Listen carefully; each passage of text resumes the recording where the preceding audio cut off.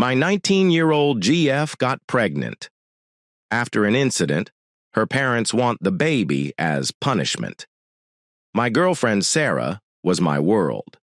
But everything changed the night she was hurt at a party. I didn't understand why she wanted to keep the baby, but then the painful truth behind her decision was revealed. The first time Sarah told me she was pregnant, I couldn't see it as a blessing like she did. Every time I looked at her, I saw the aftermath of what had happened to her. I felt guilty for even considering leaving, but I also didn't feel comfortable raising a child that wasn't mine. I love Sarah, but it felt like too much to bear. So I went over to my friend Ryan's house. I asked him what he would do in my situation. He joked about it at first, saying he wouldn't know what to do if he were either me or Sarah. I wasn't surprised by the joke, since Ryan always found a way to laugh at serious things. But when I told him how serious I felt, he stopped laughing and said it was up to me. He told me that if I thought it was too much to handle, I should leave and that he wouldn't stay in my shoes. Ryan said I needed to base my decision on our relationship. I agreed with him, but I felt even more conflicted when I left his house. I had more questions than answers. On the way home, I called another friend from college, Jason. We weren't as close as we used to be, but I felt like I needed someone's opinion. I broke down everything for him and told him it was a hypothetical situation, though he probably figured out it was real. Jason told me he would stay if he loved Sarah, because she had already been through enough. He didn't want her to have to face the aftermath of what happened on her own. He also said that kids who grow up without fathers tend to struggle more in life, so he would stay for the baby too. I didn't realize Jason was pro-life, but at that moment, I just needed some kind of validation. By the time we said our goodbyes, I was pulling back into my driveway. I knew I had to make this decision on my own. When I walked inside, I asked Sarah if we could talk. She agreed, and I poured out all my feelings. I told her how sorry I was that she was going through all of this, how much I cared about her, and how torn I felt. I told her I wasn't sure I could handle the weight of raising a child that wasn't mine. Sarah had grown up in a strict religious household. Her family went to Mass at the Catholic Church 3 days a week. I knew what I was getting into when I started dating her, so asking her to consider terminating the pregnancy felt impossible. When I suggested it, her expression said it all, as if I had asked her to do something unimaginable. She told me I already knew the answer to that question. I tried to explain that I didn't feel comfortable raising a child that wasn't mine, and how it might change our relationship. She told me that if I had a problem with raising the child, then maybe I wasn't the one for her. She said I was being selfish for wanting to leave after everything she had been through. I told her I would help her find therapy and support, but a child would change everything. She stormed off to the bedroom, and I sat there, feeling lost and unsure. I loved Sarah, and I wanted the best for her, but I also didn't want to stay somewhere I knew I wouldn't be happy. The weight of the situation felt unbearable. The weeks that followed were an emotional roller coaster. Some days were great. We'd go on dates, enjoy each other's company, and have good conversations. But eventually, Sarah would bring up the baby, and it would lead to the same argument we had the first time. I'd tell her that we could just get rid of the baby, and she'd accuse me of being selfish.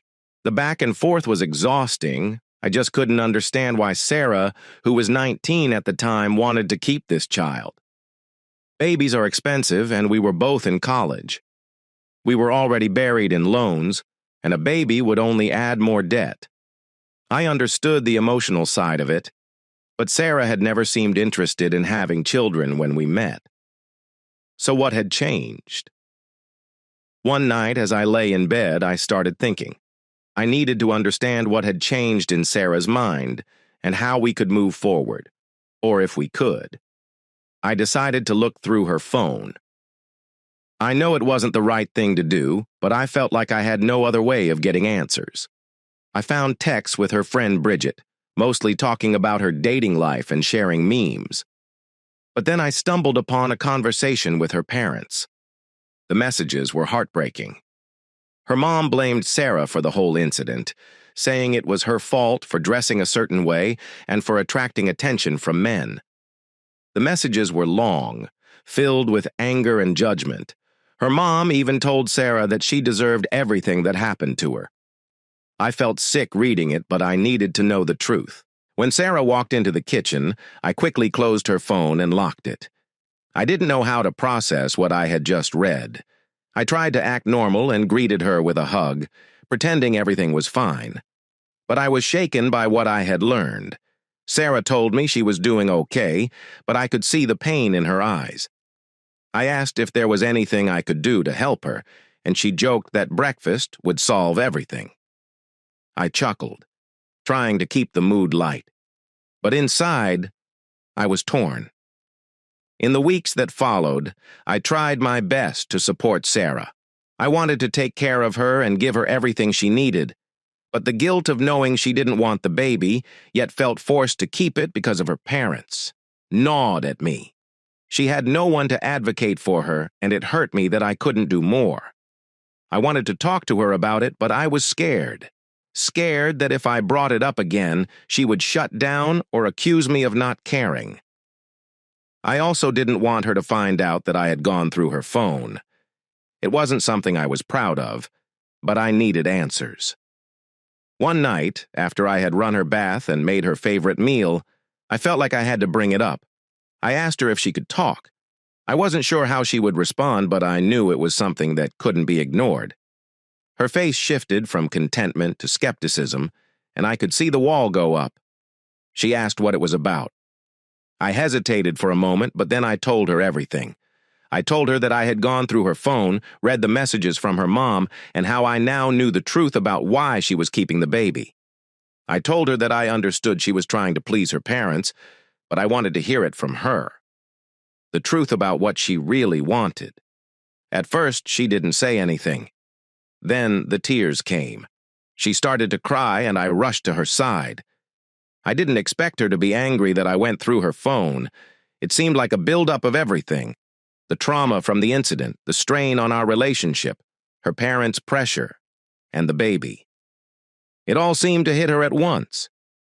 Through her sobs, she told me that she wanted to leave the past behind, but that the baby was a constant reminder of everything that had happened that night at the party. I held her tighter and reassured her that I was there for her. We would get through this together. She nodded through her tears, and I whispered that if she wanted to terminate the pregnancy, we would do it. That was what she truly wanted. She looked up at me and nodded. She agreed, and I could see a weight lifting off her shoulders as she admitted the truth. The next morning, I woke her up with breakfast in bed. I wanted to see if the breakthrough from the night before was real or if fear would cause her to change her mind. We ate breakfast, and I gently asked her if what she said the night before was still how she felt. She hesitated for a moment, then told me she was scared. She was terrified of what her parents might do if they found out. I told her that she wasn't under their roof anymore, that their opinions shouldn't matter anymore, and how toxic they had been for her. She agreed and grabbed her laptop. She told me she was looking up places nearby to get the procedure done. We spent the next few hours calling places and scheduling an appointment. When we found one, we made the call, and everything was set. I checked in with Sarah throughout the morning to see how she was doing mentally and emotionally. She looked me in the eye and said, "Can I be honest?" I told her absolutely. She told me that every day she felt like there was a parasite growing inside her, something that made her feel dirty. She knew it wasn't the baby's fault, but she couldn't bring herself to love it the way a mother should love her child if she went through with the pregnancy. Hearing that, I felt for her more than ever. I knew she wasn't ready to be a mom. She wasn't ready for that kind of life, not when she hadn't healed from everything that had happened. It was a relief for her to be able to say it out loud. She had tried talking to her mom about it, but her mom only criticized her. Even Bridget, her friend, who grew up with similar beliefs, had reacted the same way when Sarah tried to confide in her. I could see how Sarah had been caught in a web of guilt and pressure from every angle, and she had no one to turn to. The appointment finally came, and I drove Sarah there, staying by her side throughout the procedure. Afterward, she was lightheaded and in some pain, so I took her home and made her comfortable on the couch. I put on her favorite cooking show to distract her while she rested. It wasn't long before her phone buzzed with a call. The caller ID showed it was her mom. Sarah and I exchanged a glance, and I knew what she was thinking. She wasn't ready to deal with her parents. Not now. Not after everything. But she had to answer. She knew if she didn't, her mom would just keep calling until she did. Sarah picked up the phone, and I could barely hear what her mom was saying. The only thing I caught was when her mom asked if the baby was okay. Sarah choked up and told her she needed rest, and I could tell her mom wasn't satisfied with that. Then she said she was coming over. Sarah froze. I could see the fear in her eyes. She didn't have the courage to tell her mom the truth, that she had just terminated the pregnancy.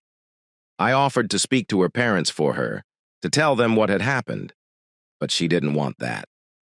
When they showed up, I answered the door, and they immediately asked to see Sarah. I told them she was resting, but they demanded to see her. I told them to sit down in the living room because this conversation wasn't going to be easy. I could see the rage in their eyes, and I knew it was only going to get worse. They began asking about the baby, and when they saw the painkillers from the clinic on the counter, it was like a switch flipped. They started accusing Sarah of being a disgrace to the family and saying she wouldn't have ended up in this situation if she had just dressed differently or behaved better. I stood in between them and Sarah, trying to keep them away from her. I told them to leave, that if they didn't, I would call the police and get a restraining order. I told them the only way they'd be allowed in our lives again was if they came back, begging for forgiveness. They didn't take that well. Her father said they'd never want anything to do with sinners like us. I didn't care. I escorted them out of the house, and Sarah and I were finally left alone. I locked the door behind them and felt the relief wash over me.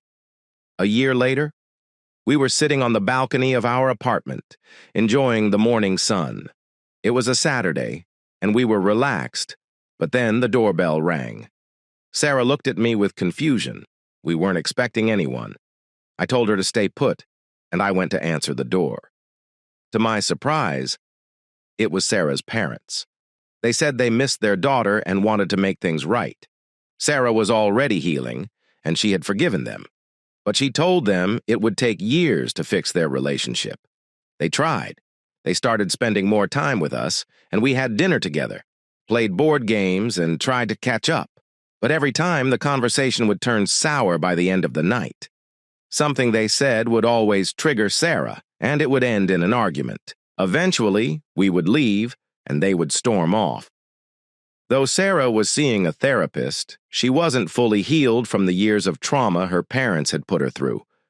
After many failed attempts at rebuilding their relationship, Sarah realized there was no way to fix it. The damage had been done. As the months passed, the conversations with her parents became fewer and fewer. Eventually, they lost contact completely. As for me and Sarah, our relationship only grew stronger. We realized that, at the end of the day, we only needed each other to get through life. Despite everything, we were finally at peace. Thank you for listening to today's stories. If you enjoyed listening, please like and subscribe if you haven't done so already. Also, leave a comment below to share your thoughts on what happened. Take care.